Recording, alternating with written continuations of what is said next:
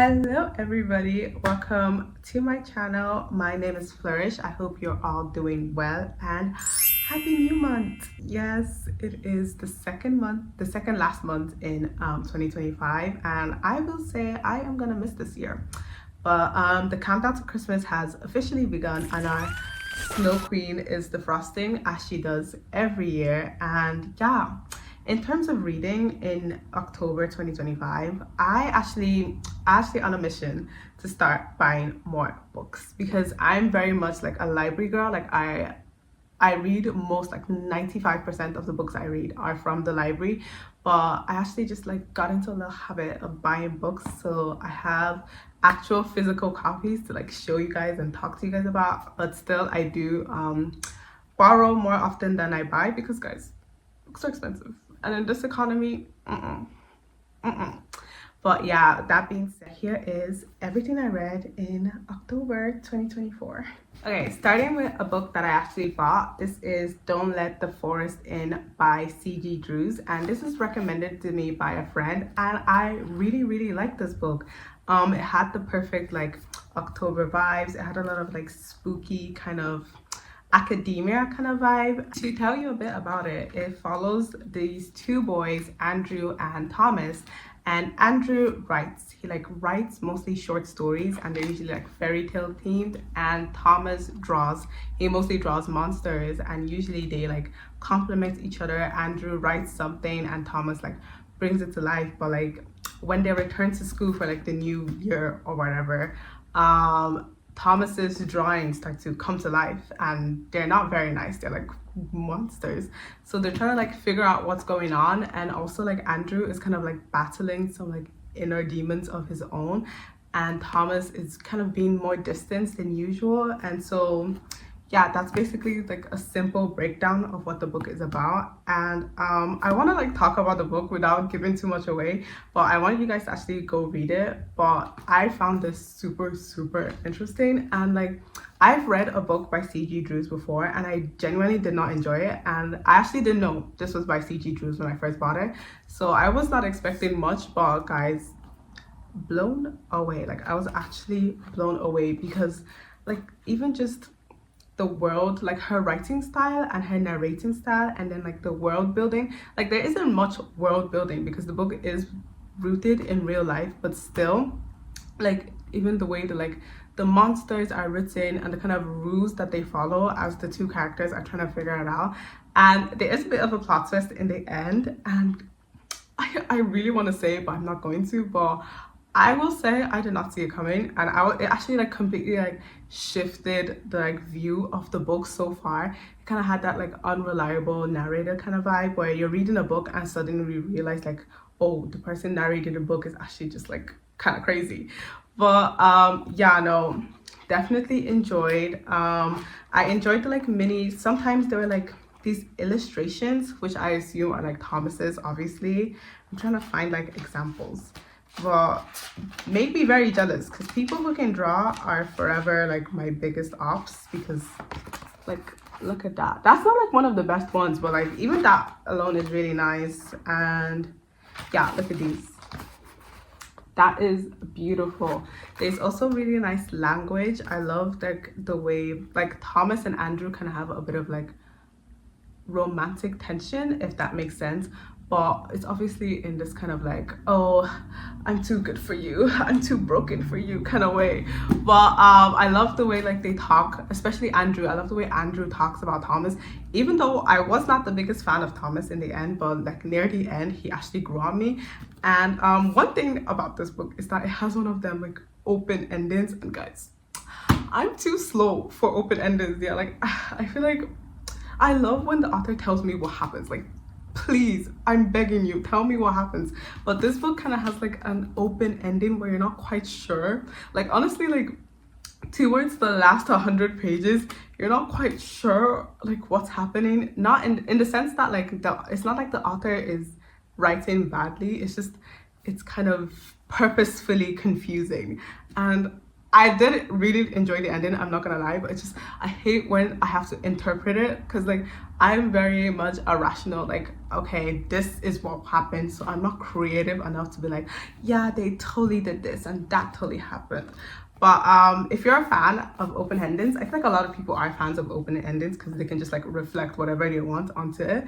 I think you would really enjoy this book. I really enjoyed this book. I would recommend it 100%. Like, especially for like the fall vibes. It was like this like perfect academia vibes. Actually, this book is what I imagine the book Kill, not, is it a book or a movie? Like Kill Your Darlings. Like, I've never watched or read it, but I feel like this book is what, like, this kind of like, I've never seen it, but that, from my limited hearing of that show, this book is what I imagine it'd be like, because it kind of has that like, oh, like angst and like mental issues, dark academia, private school, murder vibes, like whatever any of those words mean. But yeah, for my first read of October, I really enjoyed it. I would 100% recommend it, and I would give it an 8 out of 10, solely because of the open ending. Like, just tell me what happens, you know? But yeah,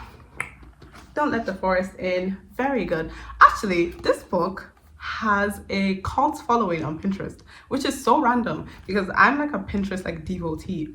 And like whenever I read a book, I kind of just look it up on Pinterest expecting absolutely nothing, because Pinterest isn't really like made for books. But this book actually has quite the community. So like, honestly, I feel like that just speaks volume to how good it is. So yeah, definitely recommend. For the next book, it's a library book, and you can tell because of the little like thingy. And this is Death of the Author by Nnedi Okorafor. And the reason I chose this book was because Nigerian author, like, represent, like, I'm Nigerian, of course I'm gonna pick it up. And also the cover is so beautiful. Like, it looks way better in real life because you can actually like notice this like robotic, like kind of like a circuit board pattern. You probably can't see it on camera, but it looks like this is a beautiful cover. And I went into this book kind of like not knowing anything, because like I said, I literally just picked it up because I saw the Nigerian name, and specifically Igbo name, and I grew up in Abia State, which is an Igbo land. So I feel like a lot of Yoruba people get like more rep in popular culture, so I was very happy to see like an Igbo name just sitting in my local library. And I didn't even read the blurb before I bought it. Before I took it from the library, I just kind of like grabbed it because I was like, yeah. But I liked this book. Like, I liked it. Like, I liked it, but I didn't love it, if that makes sense. Like, it's about this author. She's kind of like a failed author, in a sense that she hasn't really gotten to where she wants to be in terms of her writing in her career, and she loses her job, and she's kind of like, life is just looking kind of bad, and she just decides to like, why like high on something, she just decides to just write this book, and the book becomes really popular, really resonates with people, and due to the popularity of the book, her life just dramatically changes. Like, everything just goes woof because of the book. So we kind of follow her on that journey from being this kind of failed artist to this like popular, well-loved, acclaimed artist. Reading it, when I started reading it, like when I actually got into it and I read the blurb, I was like, oh my god, this is so good. Like, I really enjoyed the main character Zelu, even though she wasn't like your typical protagonist. She was kind of like, she was an interesting, like really real person. I feel like Zelu as a character, she perfectly represents what it feels like to be like a Nigerian diaspora in a Western world, because it's literally like you grew up with traditional like Nigerian views, but you also have some Western values in you, and you're kind of like always doing this like balancing act. And especially with Zelu, she's kind of like a middle child. So you're like, you know how like middle children are always just so wild for absolutely no reason? Look, she's kind of like that. But I really liked her wildness. Like, she isn't the most likable character, but I like her for that reason. Like, she is not like this perfect like representation of anything. Like, she's disabled, she's an immigrant, but she isn't like a perfect disabled person or like a perfect immigrant. She's just those things, you know. And she's like very human, and she makes bad decisions, she lashes out at people, she does things that she's not supposed to. But I feel like that's just so real, you know. And yeah, no, I really enjoyed the writing, and there's some moments that really like stuck to me. There's this like moment where Zelu visits like a friend of like her boyfriend or something, and she says this line. I'm gonna go find it. Wait. Okay, I found it, and it's on page 224. So Zelu is talking to this lady called Wind, and they're kind of just like on a hike trying to like gain some peace or whatever. And Wind says something. She says, there was so much to do to get to where I wanted to be, but eventually I got here, one thing at a time. Perspective. And I feel like as a young person, like I'm in my final year of school, there's like so much stuff I want to do, so many experiences I want to have. I feel like that line specifically really stood out to me, like in the whole book. Obviously I couldn't highlight or annotate because this isn't my book, this is a library book, but if I could, that would be definitely like a highlight. And there's just loads of moments like that in the book where there's a lot of wisdom is dropped, and a lot of very like relatable wisdom, and not just like, you know, like I feel like in today, like there's a lot of wisdom just like floating around the internet, but it's very like grounded wisdom, if that makes sense. And in terms of the second story, like the book that Zelu actually wrote, I really, like I said, I really enjoyed that part of the book. And something very interesting happens in the end, which I don't think I loved, where like it almost becomes like, wait, was the book not actually a book, and was that real life? Like it's very confusing in the end. And again, I think the book just went on for too long, and a lot of too many crazy things were happening. Because guys, Zella goes to space. I don't know, she just goes to space, and all I could think of was the flipping, like, was it like Katy Perry going to space? Like like what's that about? Like, but yeah, a lot of stuff just happens in the end, and I'm like, what? But in general, I did really enjoy this book, and I just wish it didn't go on for as long as it did. I feel like it could have stopped somewhere, like maybe halfway, maybe not halfway, but like maybe a couple, like 100 pages less, I think. But no, I definitely enjoyed it. Like this is no like hate or anything, honestly. I think it's just like a personal thing with me. And I definitely, like, I've never heard of her before, but I definitely need to go read more of her books. Like Nindio Curlfall, like she ate with this one, considering the fact that I didn't even like expect much going into the book. I was just kind of like, oh my god, Nigerian, yes. But yeah, I would give this a 6 out of 10, again because it's just too long, and you know, I just feel like the ending was very weird. Like I don't understand what happened in the ending, and like I feel like I can't say the ending until you read it. So like definitely read it. Like I think it's definitely worth reading, because like I said, there's a lot of like really like wise like words being like said, and there's just this accurate representation of being like an immigrant who came up with really like traditional values, trying to grow up in like the Western world and trying to keep up with family when family seems so far away from you. But yeah, 6 out of 10. Enjoyed it. Would recommend with caution. So the next book I read, I've already returned it, so I'm just gonna like put up a picture here. It is called All I Hidden Gifts by Caroline O'Donoghue. And first of all, Irish author, clock it. Second of all, guys, look at the cover art. I wish I actually had the book because it looks like phenomenal in person, but like look at the cover art of this book. It is stunning, like genuinely so beautiful. And I loved, like capital L, loved this book, like LOVE, love. Like it was so like, I don't know what I was expecting, because it's kind of like this enchanting fantasy rooted in the real world. I love fantasy rooted in the real world, but there's elements of magic, but it's all occurring in like regular Ireland. You know, the book is actually set in Ireland, and it follows a character, Maeve, who is kind of, you're just a very teenage girl. She's kind of a flop. She does bad in her test. She doesn't get along. She gets along with her parents. She's always fighting at them. She seems to have no friends, and she's just kind of drifting through life trying to survive. And she discovers tarot cards on this like random day, and she discovers that she actually has a gift for it, and she can accurately if not exactly, predicts, like based on her tarot cards, predicts like future happenings or just like interpret them very well. And at first it's really exciting and she's kind of just like messing around, but then things start to get a little real, and it just follows her journey as she discovers this side of her. And I love this book, like oh my god, like oh my god, Karen O'Donoghue, I feel you ate with this one because I was not aware of your game. Like I had no idea who Miss Carolyn O'Donoghue was. I just kind of like picked up this book because I really liked the cover art and I really liked the blurb on it, and I loved it. It was so like, it was so engaging in terms of just like even the day-to-day like Maeve life. Like I feel like sometimes when you have a teenage girl of that kind of design as the main character, they just kind of get, because like guys, I'm a teenage girl and I get sick of me too. So obviously I guess like sometimes I just get sick of like the main character because they're all like, life is terrible, I hate everything, everyone hates me and I hate everyone. But the way Maeve is written is very much a teenage girl in Ireland, because like yes, life is terrible, everything sucks, and she kind of goes to this like private non-school, but it's just about a private school. It might as well be just a regular public school because of how badly funded it is. But I really enjoy the kind of like coming of age kind of side of it, because like Maeve makes new friends. She makes friends with this popular actress girl Fiona, and this non-binary character Ro, who guys, Ro's my favorite character.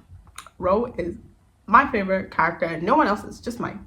Like, I think what I definitely enjoyed most about this book was the antagonist. So the antagonist is this guy. I cannot remember his name, but he's kind of this American and he's kind of come to Ireland to spread the truth. Like he's kind of this like far right guy and he's trying to like engage more with youth. I'm gonna bring them over to like the far right, and I feel like that book is so like that storyline is so real, especially in today's world with a lot of these like online like gurus or like truth spreaders who are just like spreading hate and just like pushing the far right agenda, especially on the youth. So I really loved Caroline's I should call her Miss O'Donoghue, I should be respectful. I really loved Miss O'Donoghue's representation of such a real like political like events that's been going on, especially in Ireland. Like Ireland has always been such a peaceful, neutral country, but unfortunately there has been a rise of a lot of far right ideologies, like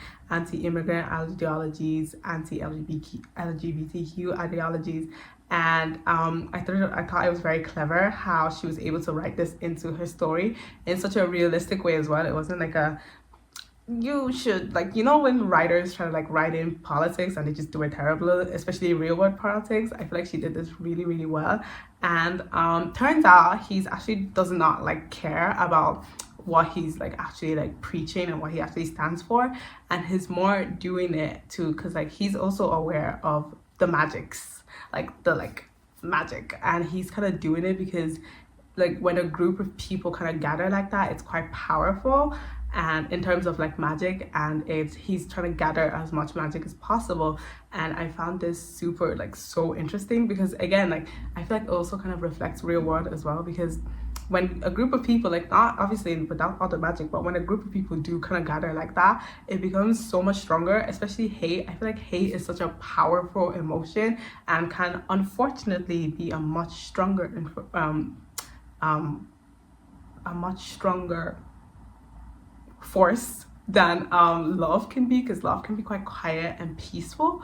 So I thought it was very interesting because I think it actually like reflects what's happening again in real world, because I feel like a lot of people build their online followings based solely off hate because it's easier to arise like a emotion out of people. It's easier to get people to engage. Like when you kind of like something, like even if you think about it, when you like something you're just like, huh, so cute. But when you genuinely hate something, you're gonna comment, you're gonna share, be like, guys, look at this rubbish. I can feel like Caroline using that like with magic, like the quickest and easiest way for like an organization to gather magic is just through hate. I found that so interesting, and honestly I can see that 100% happening in the real world if magic was a thing.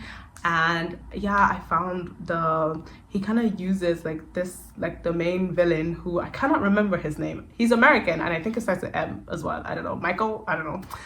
He kind of has control of this lady, and she's kind of evil but also not. Like in the book she starts off really evil, but as you read on you find out like her actual origins and why she acts the way she acts, and he's kind of in charge of her and is using her for like really terrible stuff.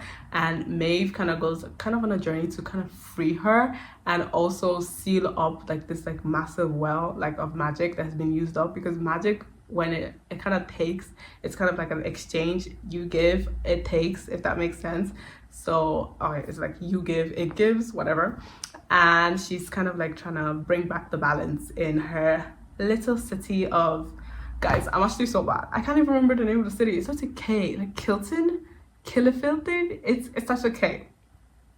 But yeah, I really enjoyed this book. I really wish I had like the actual physical copy to like reference and give a better review, but I would 100% recommend it. It's 10 out of 10, like no question. And it's actually a series, so I'm really looking forward to reading it like in the upcoming months, because there's 2 more books in the series and it goes deeper into the lore, deeper into Ro and May's relationship, because they're my ship, guys. Although I think I would have liked Ro and Fiona better, but whatever, because they're both like musical. Like she sings, they like play the piano, not the piano, the guitar. Like they're in a band or something. And yeah, I just really enjoyed it. Would 100% recommend. And this is the perfect fall vibe book, because it has like this magic and tarot card. And guys, I think I'm actually getting myself a set of tarot cards. Like what? And yeah, no, definitely perfect fall book, perfect November, like in the upcoming months. 100% you should pick it up.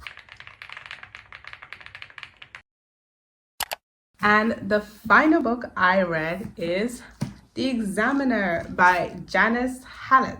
This was also recommended to me by my best friend actually. She's in college. Anyway, she's in college right now and I miss her. So obviously the moment she recommended this book, I ran to get it. And funny story, guys.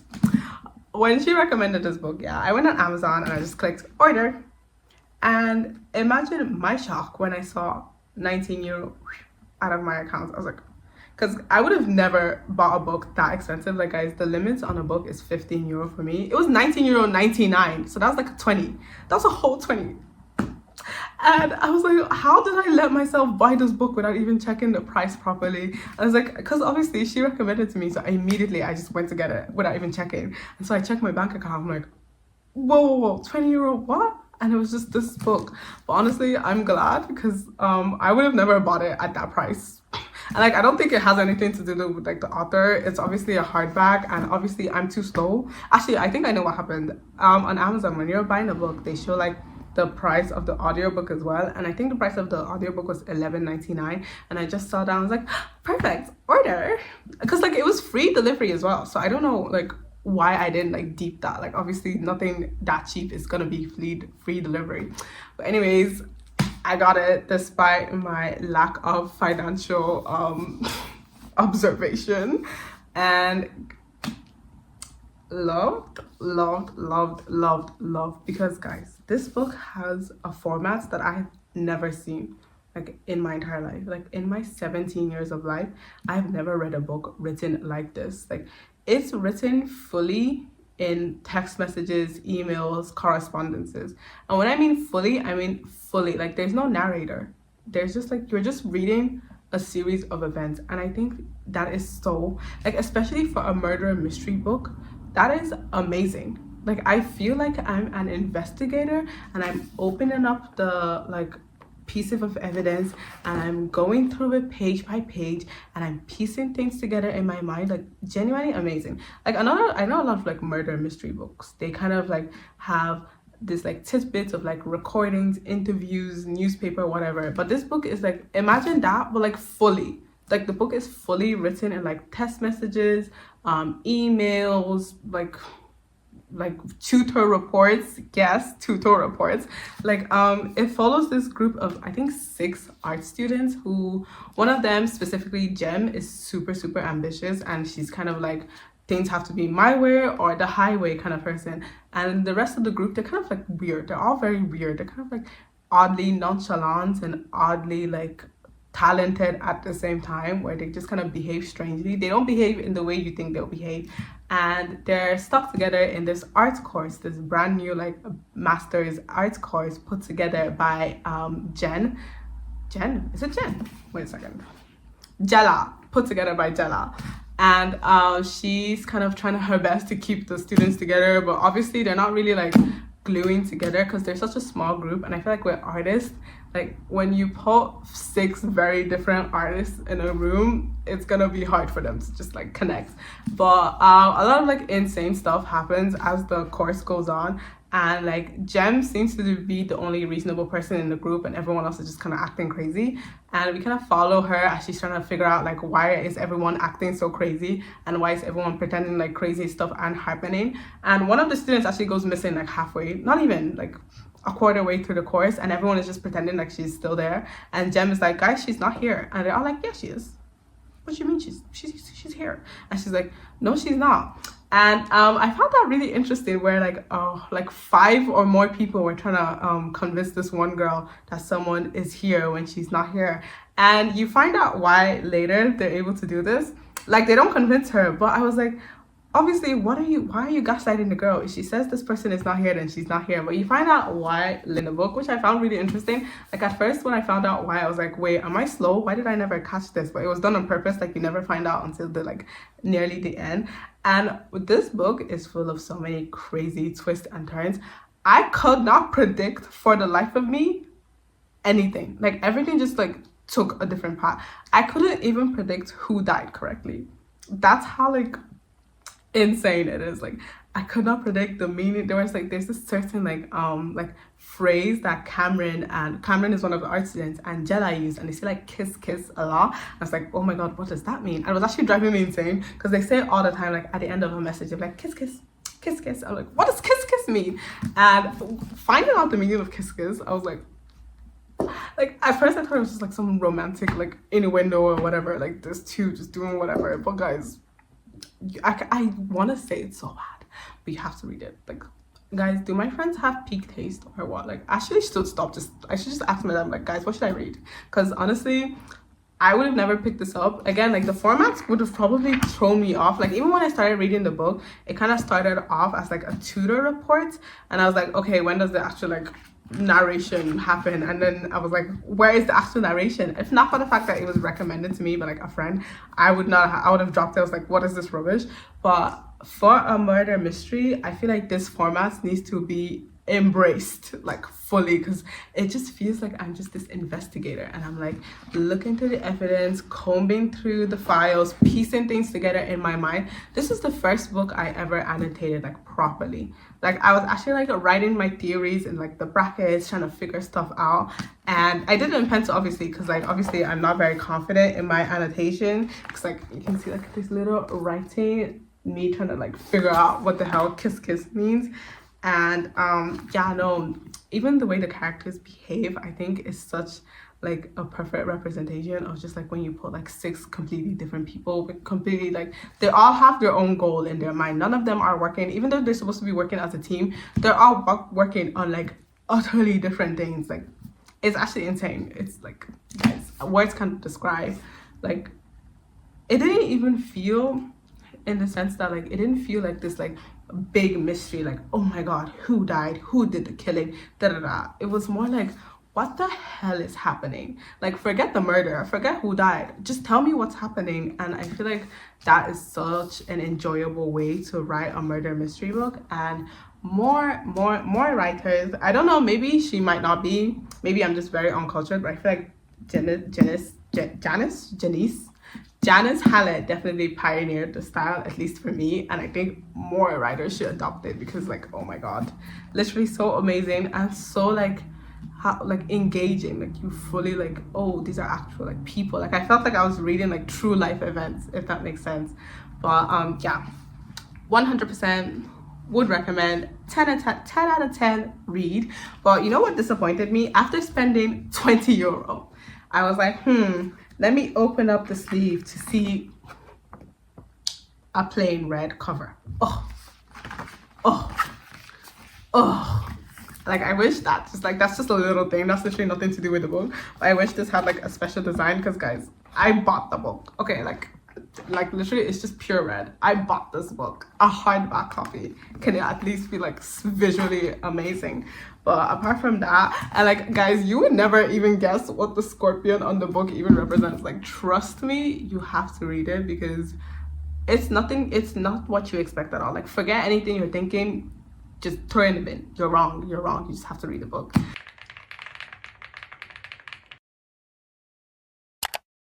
Okay, to end the video, I'm gonna say like my book of the month, like my favorite book of the month.